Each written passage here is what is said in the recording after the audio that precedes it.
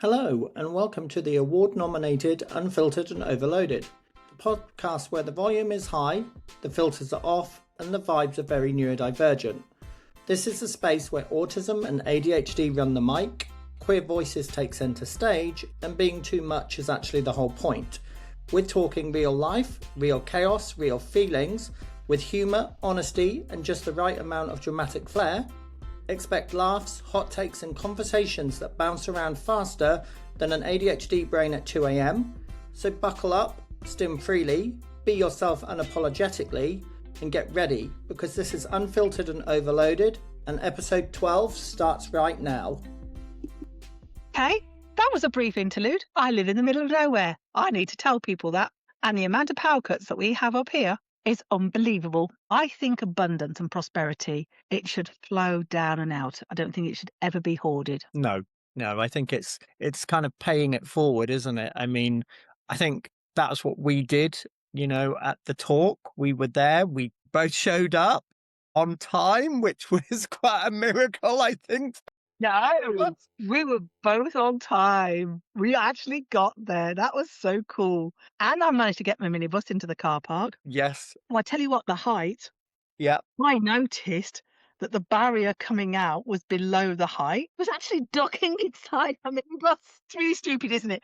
But whenever I duck, Yeah. as if it's my own head that's going to get knocked off. We made it to the talk, and not only that, but when the next speakers didn't turn up, they said, yeah, carry on. And people stayed. Yes. And I think some of the questions that came in that extra section, in that extra time, was so amazing. And it was the older adults. Yeah. One thing that kind of I've learned, because that week was quite rushed for us both. We were like catching up with everything. It was like bang, bang, bang, bang, bang, do this. I turned 46, then I had to work, then I was down there. It was so funny because while you and my partner Ryan, you were both sitting in those chairs, and I was like, oh my God, they're both like decaying in front of me. And I've never had when people talk about the ADHD hyper energy, I've never had that until that day. I was like, I want to do something. I so wanted to be. I was sitting there going, I was like, I had nothing left. It was like as if someone had taken the plug out of the bottom of a bag of sand. The next day for breakfast, well, you saw me. I came in bare. I'd literally pulled up the trousers, thrown a top on, no bra, bare feet, and rocked up for breakfast. It was like, yeah, I'm here. Breakfast, drink, and it wasn't until I had like a whole pot of tea and some breakfast down me did I start to wake up. And then of course we had to go, and I was like, now I can do. Oh, if it's not in my diary all my life, I forget.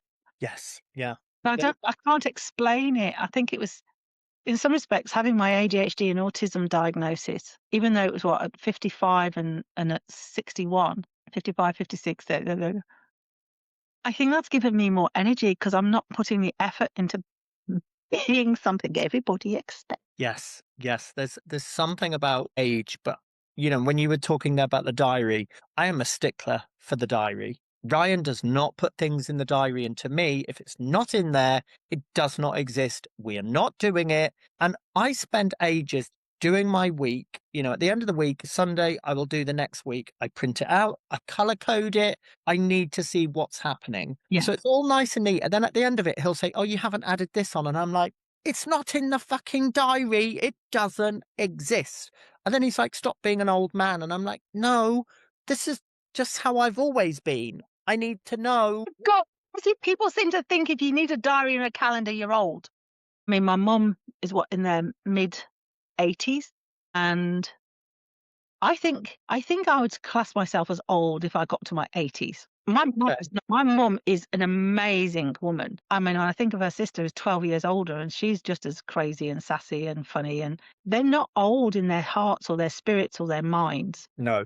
And I think old is something to do with mentality. Yeah.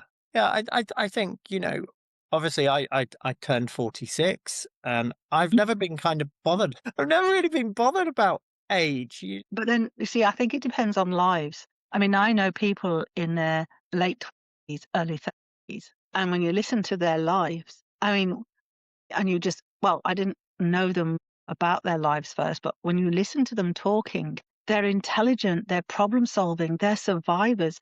They've had to use every bit of wit and intelligence and creativity to survive. Their lives have been, I've sat with young people in their 20s and 30s who have a wisdom and an understanding that absolutely s- is centuries ahead, decades ahead of people who are in their 60s and 70s. They've lived like 10 lifetimes in like 2, 3 decades. And then I meet people who are in their 50s, 60s, and 70s. They're clueless and they have no idea. And I think sometimes, a lot of people, especially nowadays, a lot of young people, they are looking around and going, well, what's my future? Yeah. And I am meeting so many young people in their 20s and 30s who have been caring and caring. And so many of them are disabled themselves and ADHD and autistic. They're the ones that are doing all the caring. And when they get to the job centre, especially guys, women seem to be able to get jobs to some degree. A lot of guys are really struggling. And, no one is teaching them how to reflect on their role as a carer and how they are and what skills they've developed, like advocacy, interpersonal skills, communication, organization, management, emotional support. I mean, all the skills and the understanding, the legal system, the social welfare system, the health system, the education. And no one sees that. They just see them, oh, they're a young guy they almost get labeled as, well, they always get labeled as if they were avoiding to go to work. Yes. Yes. Yeah. A lot of them are on the autistic spectrum. A lot of them are on ADHD and both. And I'm seeing a lot of men just really it's hard enough as it is at the moment, but when they're autistic and ADHD and they've got social anxiety, their communication, the ability to make relationships, to socialize, it's hard. And I know women find it hard. I'm not doing this as a gender thing, but it's just something I've noticed. And when we think about autism and age, I think the age of which you were born in and the mentality that you grew up with, and then you're facing a whole schism in your life, and then you've got to try and re-enter the today. If you've been caring for 10 years, no matter how old you are, it's a minefield. Yeah. And Yes, definitely. Yeah, that's it, isn't it? Like you said, these carers and that go unsung, don't get noticed, and it's even I find that in my kind of line of work, be it being a male therapist, it's like if I dare say something that goes against the grain, wow, you just get lynched. And it's like, actually, I can suffer as well as a man. I can go through things as well. And it's like sometimes this is why there are so many men groups in that because, like you said, we get isolated because there's nowhere for, pubs have now become pizza places. you're right about men. Yeah. You're so right. There's so much. I mean, I think me and you both know we're both having, let's just put it out there, we're both having fucking crap bloody weeks at the moment. The universe is imploding upon us and we want to have a rant. So let's just rant. Yes. So fucking hard. Do you know, you talk about death and people say, yeah, well, it's our age. I went, no, I've had death since I was 4, averaging about 2 a year. And I'm 62. Make the numbers. That's a. And actually, when I start talking to people who are in the neurodivergent community, and God, I hate this. If you look at the socio-demographics, the poorer, the lower income brackets, the higher the death rate. Yeah. And the grief and the loss. I mean, I meet people in their 20s and 30s, and they're losing parents in their 40s and 50s. They're losing siblings, the mental health, because then, one of the things I was talking about with someone, and they said, it's not even gender or age, it's actually wealth versus non-wealth. It's a wealth thing. If you're wealthy, you can get it. And it's even hitting like the middle income brackets now. You haven't got enough money to get through. If you can pay privately, you can get it. Yeah. Yes. Yeah. When you care for somebody and you see they suffer and they've been suffering and suffering, make that difference. You talked about abundance and passing it forward. Yes. Those people who have billions and millions just passed it forward, then you could make a difference in people's lives. Yeah. Yeah. This is because it. I mean, I don't, I will put it out there. I do not have any GCSEs.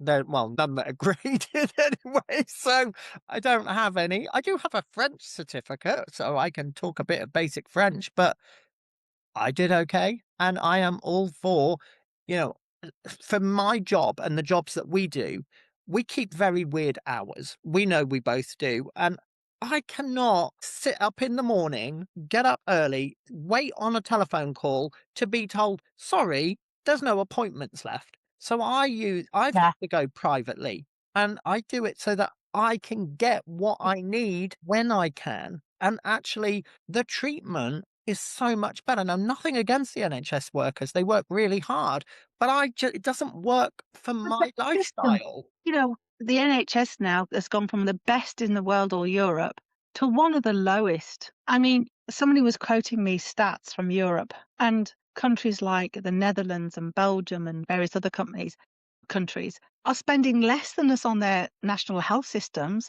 but it's phenomenally better. Why don't people actually look at systems abroad and go, that works, let's implement it? Yes. We've now got computers where you can't get into that unless you know the coding right from the beginning. Solve it. We've got computers now that are sealed, so you can't even take out the components and actually understand how the damn thing works. Yeah. Well, with this, I saw this actually on a Facebook reel. Of course, I did. It's always Facebook reels for me. But kids, we've now got this age verification for certain sites. You can use your own mind to tell you what sites they are, but you now have to take a selfie of yourself. So kids are getting around it by fake mustaches. They're literally getting these fake mustaches, and it's letting them in to the 18 plus sites, this is the scary thing about AI. I've been told even at 46, if I'm clean shaven, it kicks me out. And on one hand, I'm like, bless it, isn't that really nice? And I'm like, damn it. Right.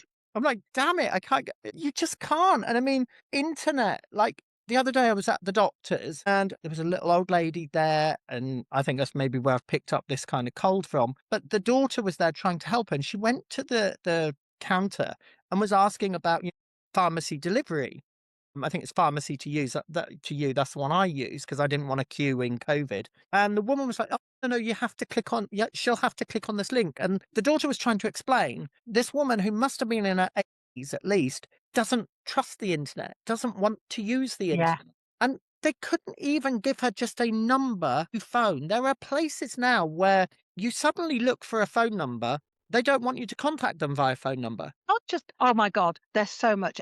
The amount of, I mean, a lot of older people are used to walking to the bank, Yeah. and we're in bank desert here. Yes. We have lost all our banks in a is it about a 4 mile radius from where I live? And we're in the sticks. And in some places, they haven't got a bank in like 10 miles. No, no. I mean, even Oh, in Boston, all the kind of shops are now shutting. We noticed one of the banks, I think it was Santander, that's now closed. There's no reason to go there anymore, apart from Waterstones, which I don't know how it keeps going, but people are reading books. yeah. And that seems to be what they're turning to. Did you see that just zoom out? Thank God you had some clothes on underneath, or the internet would have got a good show. I mean, we know you like showing your feet off, but wow. I mean, full body experience. That's a lot of information. I mean, wow, we are definitely keeping that in. I'm zooming, but it's not doing it. Oh God, the internet today knows what we need. Yeah. We are squiggly people. Oh And I yeah. spend a lot of time talking to students and, you know, especially young people, saying, no, you're going to do a squiggly. Yeah. You're going to do things. And what the part of the problem we've got with a lot of young people, they've now had, when I think about it, since the 80s, there's been this, you've got to go to university, you've got to go to university, the only way you're going to get a job. You listen to the rhetoric, and I've had this from so many young people. You don't want to be a cleaner, or you don't want to be a bin man, or you don't want to work at this fast food chain or that fast food chain. And they degrade the jobs of cleaners, of carers, of people cleaning the streets. But without them, if you don't clean the toilets, if you don't unblock the drains, if you don't collect the bins, if you don't care for the people, we grind to a halt. Yes. When the hell? So we've now got an attitude to hands-on work, to practical work. Yeah. If you're a plumber, you're not as good as a teacher. If you're a car mechanic, you're not as good as somebody who's doing robotics. And I'm sorry, we talk about age. We've got ageism, but in a way that has discriminated against those who are active, those who need to be outside. I mean, you and I have ended up online doing office work, and which I think for both of us, we can do it, but we have to do it our way. Oh, yeah. I mean, you talk there about, cleaners and that. I started as a cleaner in hotels, and that's how I started. And actually, all my life, I've realized now that my kind of power is people watching. And I learn a lot because there's a lot that happen. There is a lot that goes on in hotels, you know. And it's you have to keep secrets. But that stands me in well for confidentiality. Even within counseling, like you said, if you don't fit, there is a hierarchy, even within the disability. Oh, you're not disabled enough. You're not autistic enough as me. You know, You're not old enough. Have you seen how many people go, "Oh, they're a bit young," or "That's a young doctor," or "They must have just be doing university. I don't know if they know enough." yeah. Yeah. This is it. It shouldn't matter what the age is. We should all be listening, and Yeah. even like, broaden that. They have these cafes now where actually the older generation are running the cafe because actually, you see, for me, I don't know what grandparents are. I had them, but one died before I was born. The joke is the other one took a look at me and collapsed and died. So I don't know grandparents. So if I can go somewhere and just experience what a grandparent is, that's fantastic to go into a cafe and just have that wisdom and someone to want to be a bit slower. I mean, I know some people will think of the kind of Victoria Wood sketch, the two soups, where the shaky old lady comes out with the soups, and by the time she gets to the table, the soups are no more there. But it's like, actually, that's so lovely that because lots of people, the older generation, have so much energy. And their stories, Yes. and they can see things that have happened, and when you think about it, and special interests, I think Mm, this is something I find really beautiful within the neurodivergent community, is that a lot of the people I meet who are neurodiverse in their special interests don't see age. They don't see age. And in fact, most people who are neurodivergent make friendships through their special interests. Some of the most of these guys I'm talking to are really actively supportive of women. They're supportive of this, that, and the other. They will speak out. yeah. Uh, but at the same time, they're wanting a relationship and they don't know how to do it because they're neurodivergent. They got late diagnosed. They didn't realize their communication skills. So they are trying to communicate with someone who's neurotypical, and the neurotypical, because they're so blunt, think they are creepy. And it's like, no, I'm just telling you, I find you attractive and I'd like to go out with you. Yeah. I'd like to have sex with you. And that person goes, they're not, they're used to all the game playing. Oh, yes. And God help you if you haven't got money. There's older men with younger women. There's people in polycules and polyamorous. In fact, they don't have the same kind of relationship status and things. Yeah. Yeah. I mean, well, me and Ryan, there's 22 years between us.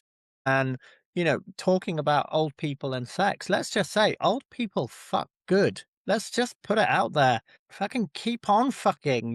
They know exactly what they're doing. Well, part of it as you get older, because your body doesn't work in the same way, Mm, you're more creative if you're willing to. You're more likely to go, okay, well, this is not working quite the way I expect. So what else can we do? mm, And if you're open, I think, but also I think it's slower and it's yes. more considerate, and you then realize that all of a sudden you realize that the 3 minute special actually wasn't that special after all. This was the slower. I mean, there's so many erogenous zones, and people started to discover it. The BDSM scene is again multi-generational. People are Yes. open. And guess what? In that scene, there's structure, there's negotiation, there's boundaries. And a lot of people gravitate to these kind of like LARP and BDSM. When I was talking to a researcher about this, the overlap with neurodivergency is massive Yeah. because there's no shame. Yes. Be honest and you negotiate. Yeah. And I think that's what the older generation have got, haven't they? Because let's face it, they don't have an awful lot of time to play games or mess around. So it's straight to the point, isn't it? And actually, sometimes that's what you need. Need. We don't want all this playing like you said, the 3-minute wonder is okay when you're kind of younger, but actually you want someone just to say, "Are you up for it? Let's do it. Let's take my teeth out and put it to one side and let's get on with it." But it's so great for someone just to be Only up for having my toes sucked and take the teeth out. That what does it matter how it? And I think, but then when you're thinking about comorbid conditions with neurodivergency, hypermobility, EDS, POTS, Mm. celiac, digestive systems, IBS, you're looking at a whole range of things. And a lot of young people with neurodivergency, they're struggling with disabilities, medical conditions. They're already learning that things don't always function the way you expect. And oh God, help us if you talk about disability and sex. Oh, And yes. immediately, I mean, people just go, "Oh, really?" Yes, they do. Even if they're in a wheelchair, they can find a way. Come on, wake up and smell the roses. You just have a very vanilla, single idea of how to do it. Yeah. Yeah. This is it. You're right. So many people do just go, how are you doing it? And it's like, actually, I have bloody good sex. Thank you very much. And it's fantastic. And I'm all for sex. And I think it helps you to kind of get that dopamine hit when you need Oh it. my God. I mean, there's even science and research out there now that shows that regular sex, self-pleasuring, no matter what age you are, keeps Hmm. you younger, keeps you fitter. Your body's healthier because you've got all the dopamine, the serotonin, the oxytocin, the endorphins, and they help our bodies heal. Yeah. Yeah. Yes. Yeah. Then it's, but then you've got a lot of people with ADHD who have, oh no, RSD, people pleasing, people getting into the wrong relationships. And unless you're diagnosed, you don't know why you keep going back into abusive relationships or you're getting No. taken for granted for. And I think this is why diagnosis is so important. And older people, when they suddenly get their diagnosis, they look back and go, "Oh my goodness." Yes. Yeah, but the thing what gets me is where is the support? Again, even at the talk, me and Ryan went round some of the booths, the information booths. Only a few of them go past 18. This is the problem. I'm past 18. Here's the kicker. I've still got autism and I've still got ADHD and everything else is still here. So I'm still functioning. And I'm thinking, even for like when you get over 18 and my age, but when you're in your 70s, that isolation, where do you go? Where is the support if you're just figuring out? I can't even think of one single place where I would be able to signpost someone of 70 figuring out their autistic or ADHD. I wouldn't even know where to start because we don't see it. I don't see it either. And I've got clients who are older than 40 and Yeah. the loneliness. And I think this is where local support groups, the local ADHD group, the local autism groups. I mean, I know we've got some in Nottingham, and my eldest has gone to a couple of their meetups, and it's in a pub, and they can all be together. But then again, I find in general, they are late 20s, 30s, early 40s. I think a lot of people who are diagnosed later in this current time in their 60s and 70s are already isolated. It's actually actively disabling you further. Yeah. The loneliness, it's an epidemic of loneliness. Yeah. I mean, I think even for me in the job that I do, I don't have enough time to make a lot of friends. I don't have time to because I'm not socializing and there's no, the local pub here, I wouldn't really feel comfortable going in. So Come laughing with me then. yes, we will next time I need to find out my character, who I am. Can I be your apprentice or something? I've had people who want to be my apprentice and then they haven't come back to Empire or they haven't done this. Oh my God, break the cycle of people wanting to be my apprentice and then disappear on me. Come and be my apprentice. Oh my goodness, it was so much fun. We would get into so much trouble. But I think this is where the BDSM community really works well because you can connect through your kinks and your fetishes and various other things. And it's again, no one looks at age as such. Yes, that's what you want is a place like that I know that we need to have these separate places, but we also need to have these spaces. Like, I know we have like male spaces, women's spaces, 20 spaces, put spaces for 30s and that, but we still need the space where we get to come together because otherwise we're just isolating each other and fighting Yeah. against each other. And I don't think I've ever seen age in friendship. When I was 15, one of my best friends was an 80-year-old woman. And Uh, she told me to call her Aunt Totty. She lived down the uh, road. She was about 5'11", maybe 5'10". She was the minutest creature. I could have spent hours listening to her. She had so many stories. Her husband was a marine engineer. He traveled the world. And she talked about some of the things. And when I think she was 80 and I was 15, so that would be like 64, 74, 79. So she was mm, born, that's right, she was born in 1899. wow. Yeah. And I mean, wow. And the story she had to tell and the changes. And it was like, and my nan was the same. She was born in the very early 1900s. Listening to it's like living history. There is something beautiful about intergenerational stuff. And I think this is where neurodivergent groups, because of the special interests, you end up learning about different generations. Yeah. I think that's it, isn't it? Because when you do talk to youngsters about computers and that, they think they're the first ones that had them. And it's like, no, it might be called something different, but it was always there. It's just changed, and it's even like the old Nokia phone, used to have like snakes on it and that and Tetris. I used to love Tetris, like just the music and things like that. And then it grows. And then when you start talking about it, the youngsters go, how do you know about that? Like I get called old and because I'm in my 40s, but I have youngsters and that who will say things and I'm just like, okay, you need to tell me what that is because I've never heard of, because the language, it changes all the time. Still means the same thing. When you get down to it, you go, oh, okay, yeah, we've got a word for that. But it's just now they've got a different word for it. And the older generation, they have different words. Sick, wicked, sad. Yes. That's wicked. That's so sick. In my teens, if something was sick, it was awful. Now it's great. But I love the fact that younger people will take words and make them their own. Yes. So little, like the middle finger up to the next generation, it was great. I don't mind when people play with language because it's their way of having an identity. Yes. Yeah. Yeah. I And think identity is quite important, isn't it? We're all trying to kind of figure that out. Like you were saying before about being told, you can't wear this or you can't wear that, or really you should dress your age. And it's like, actually, I don't feel 46. I don't. I still watch cartoons.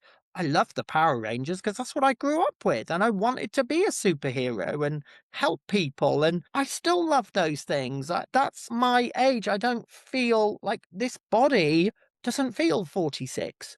I have to be, oh, sometimes I hear something creak and I'm like, what the hell was that? And I'm like, oh, it's me. I'm starting to creak now.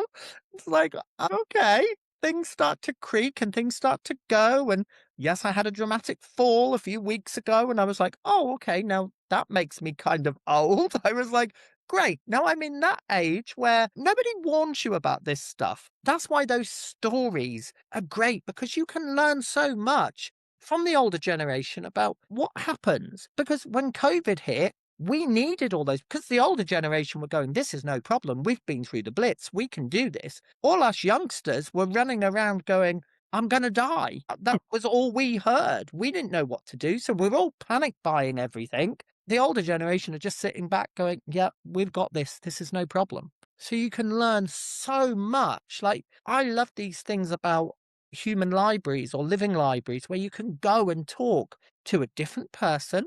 Doesn't yeah. necessarily have to be older. It could be younger than you. You can still learn, can't you? That's one of the things I really enjoyed doing workshops, doing sessions, was the beginner's mindset. Being curious, being questioning, no matter how many times you do the same thing, which I'm sure you find with your clients and with mine, you have to go through things again and again and again and again and again. And if you don't approach it with a beginner's mindset, if you don't approach it with curiosity and question, willingness to say, even though I'm doing this for the nth time, I can learn something. Yeah.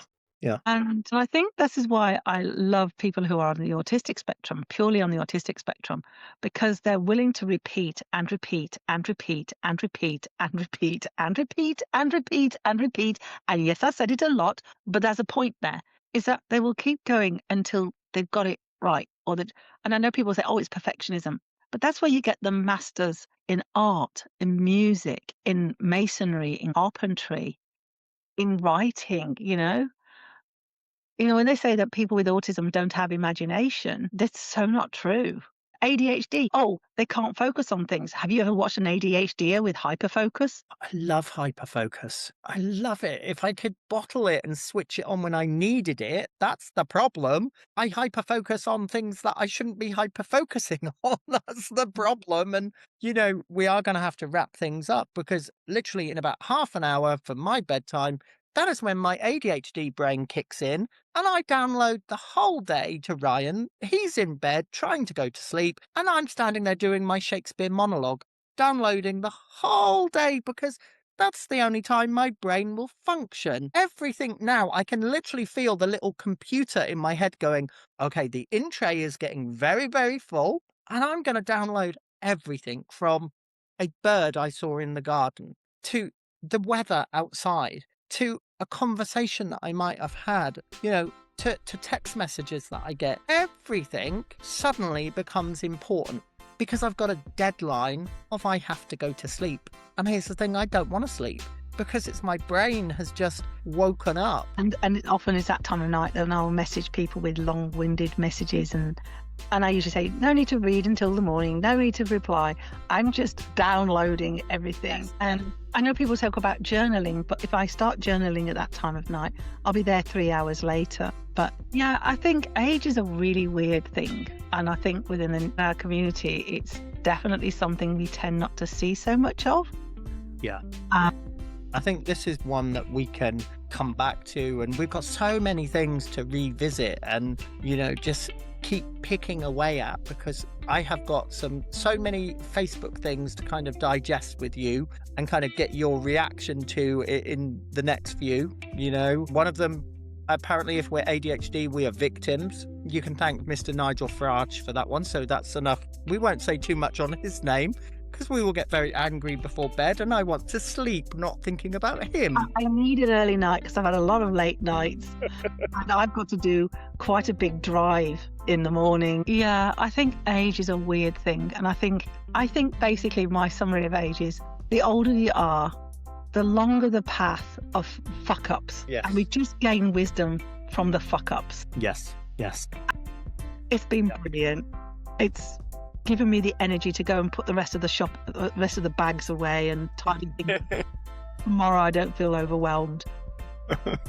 As ever. And thank you, because you knew I was coming in both unfiltered and overloaded. Yeah. Well, we did it. Look, we did it. We got through it with power cuts and interruptions, but we did it. We did it.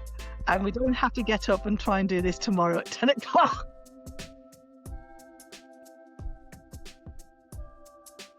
Love you lots, Kroy, and have a good weekend. Yeah, take care. And you. Bye, everybody.